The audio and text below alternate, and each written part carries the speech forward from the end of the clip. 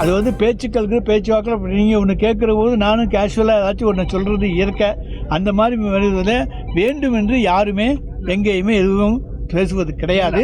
திராவிட முன்னேற்றக் கழகத்தினுடைய கொள்கைகளை வற்புறுத்தித்தான் நாங்கள் பேசுவோமே தவிர எங்கேயாச்சும் கேஷுவலாக பேசிகிட்டு இருக்கிற போது ஏதாச்சும் ஸ்லிப்பாகி வர்ற வார்த்தைகள் சில வந்துவிடும்.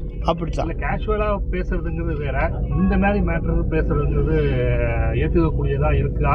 ஒரு சீனியர் மினிஸ்டருங்கிற முறையில் நீங்கள் அதை பற்றி எங்களுடைய மாண்பு முதலமைச்சர் தான். நான் வந்து எங்களுடைய சீனியர் மினிஸ்டரை பற்றி கருத்து சொல்கிற உரிமை எனக்கு கிடையாது. இல்லை அமைச்சர் பதவி நீக்க நடவடிக்கை இருக்குமா கட்சி பதவி? இல்லைங்க, அதெல்லாம் வந்து எங்கள் முதலமைச்சர் கட்சித் தலைவர் அவங்க எடுக்கணும். இதெல்லாம் நாங்கள் எதை பற்றியுமே பேசுகிற உரிமை எனக்கு கிடையாது. நான் அதை பேசவும் கூடாது சார். அது வந்து பேச்சுக்களுக்கு பேச்சுவாக்கில் நீங்கள் ஒன்று கேட்குற போது நானும் கேஷுவலாக ஏதாச்சும் ஒன்று சொல்கிறது இயற்கை.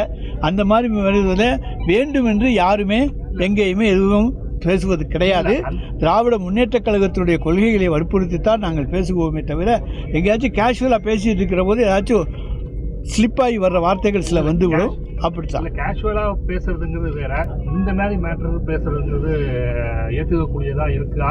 ஒரு சீனியர் மினிஸ்டருங்கிற முறையில் நீங்கள் அதை பற்றி எங்களுடைய மாண்பு முதலமைச்சர் தான். நான் வந்து எங்களுடைய சீனியர் மினிஸ்டரை பற்றி கருத்து சொல்கிற உரிமை எனக்கு கிடையாது. இல்லை அமைச்சர் பதவி நீக்க நடவடிக்கை இருக்குமா கட்சி பதவி? இல்லைங்க, அதெல்லாம் வந்து எங்கள் முதலமைச்சர் கட்சித் தலைவர் அவங்க எடுக்கணும்.